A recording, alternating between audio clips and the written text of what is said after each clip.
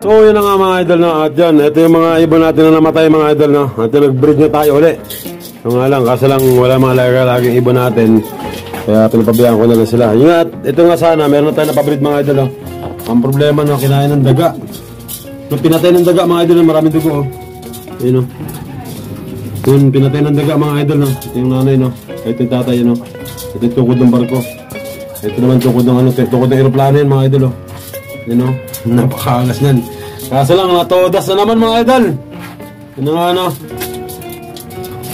Wala eh, nung wala ako rito kahapon. Kanina lang tumaga mga idol, no? Inat-ngat na ito eh. Inat na tangina. Tinatay. Albas mo nga rito. Tangina, sayang naman. Yun ang ano mga idol, no? Wala pa tayong nilisinis ang kulungan mga idol. Ito, anak ko, kasayang naman.